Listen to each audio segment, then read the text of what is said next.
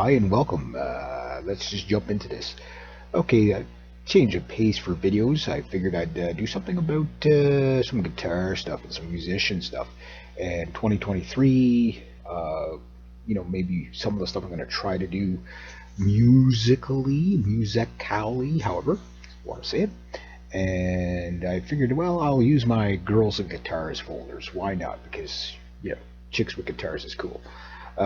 So that little blurb you heard in the beginning there, that was me trying out a Ingve Signature Series Stratocaster at Long and McQuaid, the old store, not the new store in Ottawa, and I thought it was really cool. Oh, okay, I got one picture here. Wait for it. Girls and guns. Okay, it's not a guitar, but I'll allow it. So anyway, yeah, I'm for those of you that don't know me, don't really care to know me or whatever, but might be curious of what perspective I'm taking what I'm about to say from, I'll just give you a quick brief kind of what my musical so-called career or enthusiast or hobby or the guy that just plays over there somewhere, whatever you want to refer to it. Everybody kind of has a different take on how they view themselves as a musician. So for me, I started playing guitar when I was 5. Yes, 5 years old. My first guitar was a Mickey Mouse guitar, and after I smashed that like Jimi Hendrix, because I was born in the 70s, and I got a K guitar, and that was my first real guitar, and it was a parlor guitar, a smaller one. My mom bought it for $2 or $5. I can't remember what it was at the neighbor's yard sale, and I bing and banged on that when I was 5 years old. Between 5 years old and 10 years old, I binged and banged on it till I finally broke all the strings off. I bought another set of strings, or had my parents buy me another set of strings. I put them on, and I couldn't really make, I couldn't really do anything until I was about 10 when my cousin and I joined up. My cousin, his dad played guitar, so we showed him a few chords. My cousin showed me a couple of chords, but we mostly learned how to play by ear. The very first guitar solo I ever did at about 10 years old was the guitar solo from We're Not Gonna Take It from Twisted Sister. And the first kind of riff I ever, or I guess sort of rhythm riff that I ever learned was Rock You Like a Hurricane. The third song that I sort of learned pieces of was Shook Me All, the beginning of Shook Me All Night Long from AC/DC, and then I forget what goes from there. But I do remember that. I worked on that stuff until I got it right. I couldn't play the whole songs, but we figured it out by ear. And then when I was 13, I bought my first electric guitar, and had to learn how to tune the guitar myself and all that. But I also grabbed a lot of music theory along the way. So like most guitar players, I'm self-taught, but I was never one of those guitar players, and you'll probably hear guitar players say this: I don't want to learn music theory because it's boring, or the really classic one is I don't want to learn music theory because I don't want to sound like everybody else. But here's the kicker: you do sound like everybody else, because most people, like I say, are self-taught. They don't have music theory. And trust me, music theory, it might seem boring to learn, but when you put it into practice, it is not boring at all. So for me, I'm going through a bit of a style change. I've always been a rocker metalhead guy, but because I'm a child of the 70s, now pretty much 50 years old, what happened was, like most of the guys that I grew up listening to, was like Eddie Van Halen, Randy Rhoads, Jimi Hendrix, probably the earliest influence. And then you had other guys like, just Joe Satriani, Steve Vai, and all that. But like a lot of the metalheads in the 80s and 90s, they can kind of trace themselves back maybe twice removed from like 12 bar blues. You know what I mean? Like, whereas like if you take all the 60s guitar players or whatever, they were very blues based, right? Almost like neoclassical was really didn't show up until you get to like Michael Schenker. That I can't say there was nobody before him, but it seems like he was kind of the first guy to cross that Rubicon of going from blues, like Johnny Winter kind of blues, and then bringing in some sort of space age neoclassical licks, right? And it seems like Michael Schenker was the first guy to kind of do that back in the late 70s. And then Eddie Van Halen in the very late 70s brings in, the beginning age of modern shredding. And then in the 80s, you've got these extremely speed demon oriented guitar players. And then 90s, we got grunge, killed the guitar solo. And now we're in a whole new, I think, a whole new era of guitar players where I will boldly say probably in 10 to 15 years, standard guitar tuning is probably going to be a thing of the past because all the metal bands now, like they're in drop tunings. They did like where in the 90s, you went drop D on your E string, you just dropped it down, right? And you'd get a heavier sound. And it was very common in the 90s for bands, especially the bands that I was in. We always down to step the half. We were always tuned a half step down just to sound heavier. But now it's kind of like a total. You've got extended range guitars in double drop A or something like that, and it's a lot more unique. So for me, I'm crossing from that classic rocker guy, kind of like AC/DC, even like real pentatonic-y stuff that you would hear in the 80s and whatever, even though they were fast licks. So I always thought I was kind of more like George Lynch, where he's a 70s player. Obviously, George Lynch is older than me, but he's a 70s player, but he's also got like a modern, like he's a super shredder, right? So, uh, and I'm trying to cross over from that classic rock, like Slash style pentatonic playing into neoclassical playing, metal head neoclassical playing. And I think I'm doing it quite successfully. But it is a new learning curve, which the cool thing about that is that it never gets dull. Like guitar never gets dull for me. So I know that's a big kind of lead up of what the video is about, but basically going forward, what I'm going to try to accomplish in 2023 is a lot more live playing. So hopefully my vehicles stay running long enough so I can get to the gigs and stuff. Because it's been a while since I've played like a gig and stuff like that. But I also want to take you guys along on the journey by filming as much of it. Yes, with the crappy GoPro, but it's still a lot of fun to do. So anytime I play live, I always try to capture it on video, just so you guys get an idea of what it's like to be there. Even if it's not the best.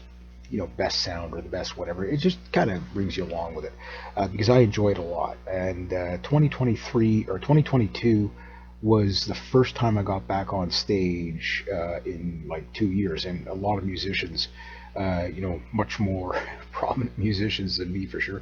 I'm just like the guy that's your average guy, so I'm not like I never made it big or anything like that. So but I only got on stage, well, I only did kind of like performed in front of people twice in 2022. Once was on the stage, and then right after the very day after that, my truck broke down. My white truck, aka Brutus, he broke down and I was out of a vehicle for 4 months, which pretty much took up the whole jam night season and stuff like that. So it kind of killed off my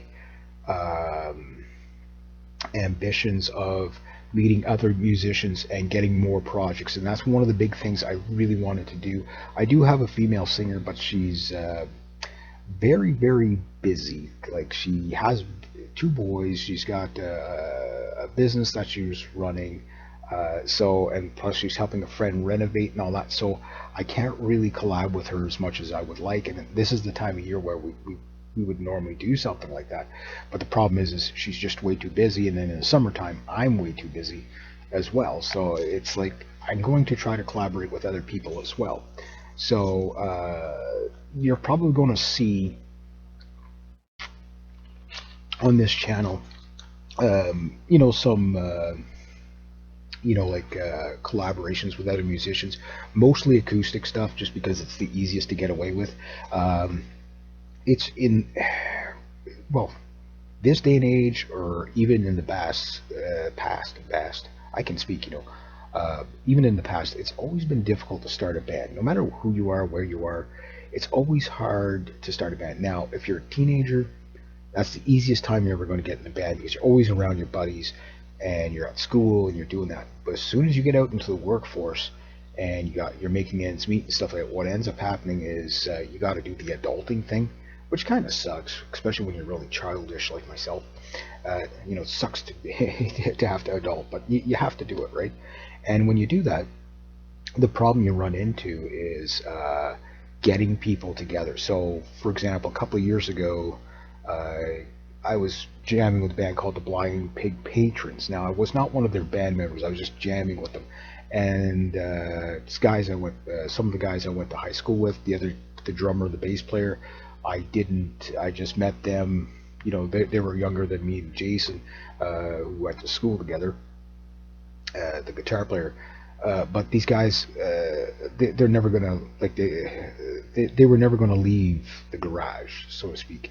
It was jam. I think it was Wednesday or Thursday nights that we would jam, and that was it. Like it was just like we couldn't seem to get a set list down, so that didn't work out as a band. But it was fun. It was fun either way. Like and if they start jamming again, yeah, sure, I'll go and jam with them.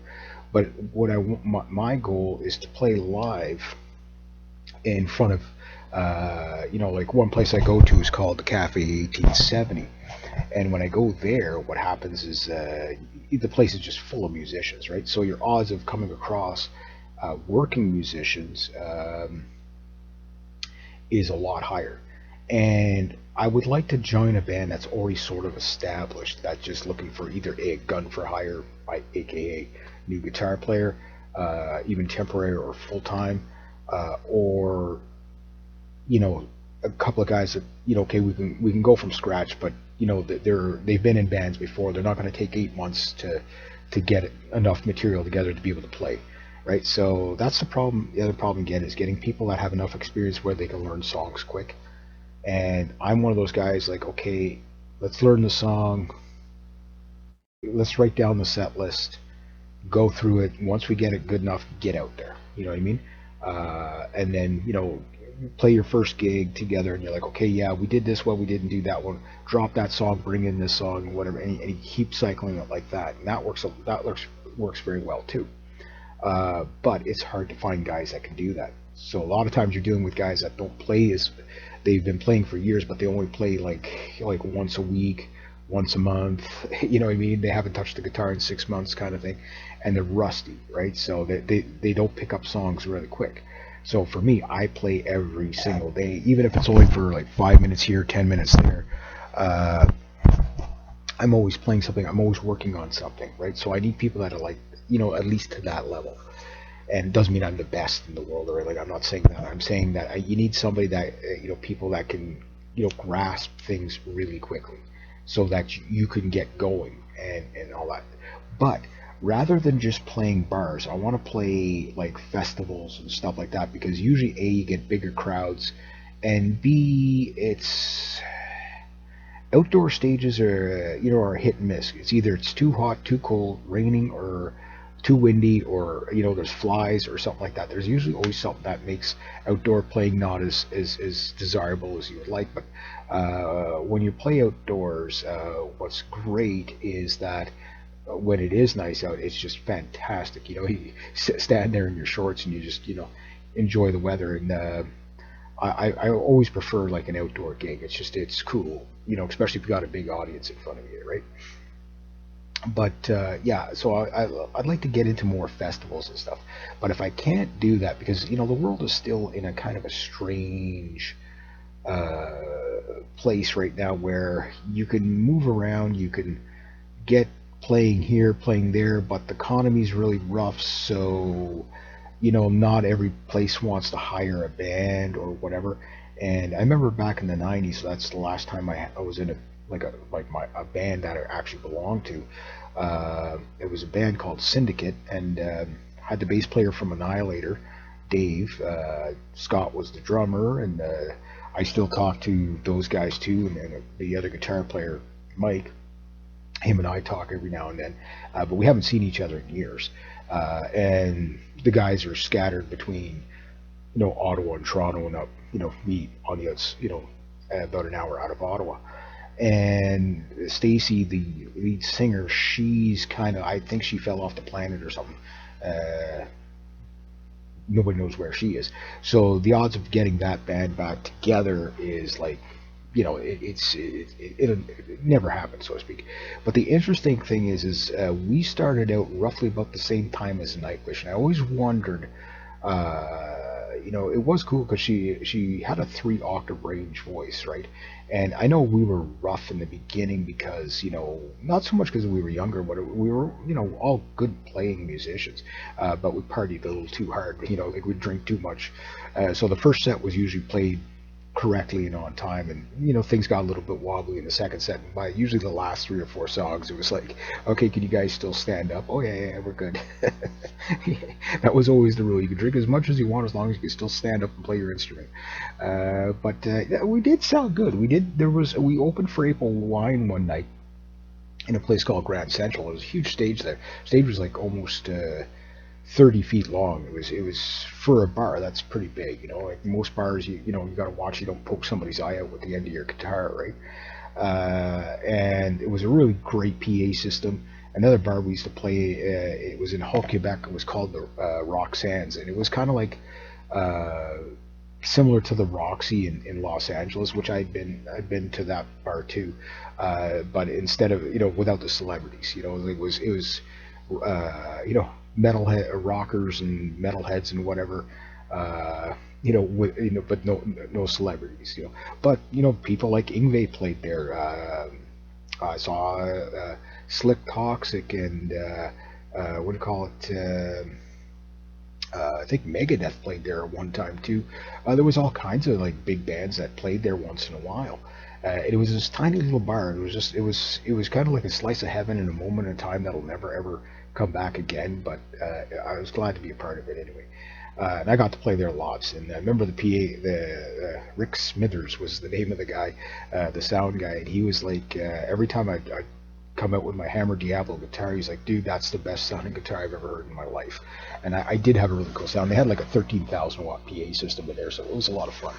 Um, yeah, so where I was going with that was just, uh, we started out with that band in 94, 95, and I got out of the band in late 1995 because we were playing about 4 nights a week, right? Which was a bit much. It really is. And now, mind you, my guitar playing technique has changed. That I could probably handle playing 4 nights a week now.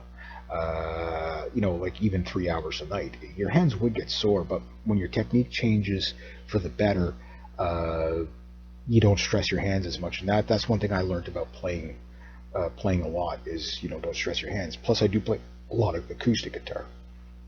So one man band things is the easy way to go, um, because you don't have to rely on anybody else. You just got to be able to get to the gig and back. So I'm going to probably try a lot of that. But I really want to get into a band because I got the 8 string. I've got the all the metalhead guitars I got, and I really like really want to get out in front of people more than just like a loose blues jam, because that's usually all that happens when you go to a bar and you've never jammed with somebody before. It's very hard to actually play something really cool other than 12 bar blues. Not that 12 bar blues isn't cool, but I'm using that as a metaphor because it's always like a 3 chord rock, just so everybody can follow along. A lot of fun, but I want to go out there and really razzle dazzle people with some really cool stuff, right? So yeah. But what I always wondered, if the band would have stayed together long enough, would we have like ended up like Nightwish? You know what I mean? Like, would we have ended up maybe even not to that level, but something similar? Who knows, right? So this year, I'm not saying that I'll get there, but I do really want to do a lot of collaborations with other people, mainly doing covers and stuff like that. But I do want to do a lot of original stuff, which I'm in the midst of recording original stuff now. But I, like everything, most of my stuff is getting outdated, and I'm in the kind of buying new equipment. And one of the things I got to do is find a better way to record stuff. The biggest problem I have is drums because uh, I don't have a drum kit, and I don't have a place to really put a drum kit, and I don't really have a place where I can play a drum kit off enough that I can get good at it because of the volume of drum kit, right? So even electric drums are loud. So because you're banging on stuff, right? So I'm looking at programs that basically, and again, maybe some of you guys can help me with this too, is here's my laptop, which I got to get another one, but here's my laptop, here's the program, everything I need is in there. You know, and if I want to add keyboards or whatever, it's all there. Audio interface, plug in, play my guitars, use my mics, sing the songs, whatever I got to do, and give you like completely produced songs, and more than just a, like vocal and acoustic guitar. I want to do more than that. So I could do a little bit with what I got now, my BR 1200. I've had that since 2006, I think. And it's not bad, but it is showing its age and limitations too. So there's no substitute for the real thing. But if I can't get a full band together, I become the band, and that I want to shop like the full songs as here's a video, I'll make a video, here's the song, everything like that. You like it, basically become my own label. And then with the acoustic stuff, obviously by myself, and with collaborations with other people, because there is a few musicians in my area. There's always more musicians in your area than you think, even when you live in the middle of nowhere like I do. But the best way to meet them is like they say, if you want to hunt buffalo, go where the buffalo are. So to me, when I go to the jam nights, you're going to meet a lot of musicians, and although they might be a little bit further out, you might be able to collab on some stuff. Say you record 3 songs together, and then you never see each other again. It doesn't matter. At least you got that, right? Maybe if you're lucky, if you get good enough at it, you go and you play, like a mini set, or an opening act. Or if you're really good at it, then you go out there and you play a full show, because that would be fun. That's fun too. And as long as I can make enough money to keep it going, I'd be happy. I think I'll call this the Washed Up Rocker series, because I say it jokingly, but it's kind of like there's a lot of us musicians out there, and there's going to be a lot of musicians coming down the pike too. That they've got the talent, they're really good, but they don't get they don't have the project funded to be able to go and set up a tour or whatever. Like it's very hard when you have to do absolutely everything yourself. And like they say, it's always better to pay to specialize, and get others that pay a promoter to promote you, pay somebody, but that gets expensive too, right? And if you don't know how it's going to pay off, the best way to test the waters is keep it simple, stupid, right? So the way I'm going to do it is just basically the way I know, and that's basically get yourself the gigs. And there's a few places here I could play. The problem is they got to pay well enough to be able to afford the gas there and back, especially because I drive a V8 truck, right? So it's my work vehicle, it's my everything vehicle. It's just broken right now and got to get it fixed. But once it's fixed, hopefully by the spring, I can start getting rolling on that, because I'd rather do that for a living. If I'm going to be poor for the rest of my life, I'd rather be a poor musician than a poor, breaking my back labor. Not only am I childish, but I am getting lazier too. So, or trying to be. I'm really bad at being lazy. I wish I was better at it. But anyway, yeah. So that's just a quick little video I wanted to make on what I'm going to be doing musically, what's coming up. I will be trying to release things. I know my stuff is kind of crude, but I work with what I have. I don't have a lot, so I work with what I have. I have great guitars, but some of the supporting equipment is, it's old, it's whatever, you know what I mean? So like my BR 1200, for example, that recording station is great, because I love how it works, but it's getting limitations, and it does produce an okay sound. But I find the thing, once you get the mics levels set where they're not peaking there, you don't have enough. It seems like it's not loud enough. But I think that's just the way the machine was designed, or whatever. Is what it is. Like, so it's little things like that. And then of course when you go to make videos, I'm gonna have to make like videos. And again, I have to do it with my GoPro, because it's the only thing that I have that's can take videos. of any sort of quality. So everything else is just kind of like goes into focus, out of focus, whatever. Again, my equipment's getting old, so hopefully I'll be able to upgrade some of that this year too. But it'd be nice to be able to find a way to fund the project. And I think really live performances for me has always been, not that I don't find recording interesting, but the live performance I think is what I live for. Because the audience, the last time I was on stage, stupid me, I forgot to hit the record button on the camera for the first song, which was Talk to Me by Peter Gabriel, and I thought I did it extremely well, and of course I didn't get it on video. But I did the other two songs, and I did one of my own, and you know, I got a good, the song was called Atlas, and I got a good response on that. And I'm like, okay, well, I'm going to start to, like in the jam nights, bring out some of these, some of my original music as well. I've done it before in the last band that I was in back in the 90s. We had 8 or 10 originals, stuff like that. I didn't record with the band. I was out of the band just after just as they were starting to record. But I kind of wish I would have went into the studio with them and finished it up. That would have been pretty cool. Because then I would have the recordings of it now. You know what I mean? But that was then. This is now, and yeah, I'm writing all kinds of new stuff now. So yeah, just kind of stay tuned for that. So yeah, there we go. So that's about it. All I got to say, just kind of like let you guys know what's coming up and stuff like that for my 2023 season. Hopefully it pans out, because with me, you never know. Life takes crazy changes for people, and I'm no exception. So it's like either I'll be a rock star by the end of 2023, or my strings are going to rust on the guitar. It's either one or the other, right? So, all right. So anyway, that's it. So be true to yourself, be true to others. Always do the right thing. Have yourselves a great day. Eh?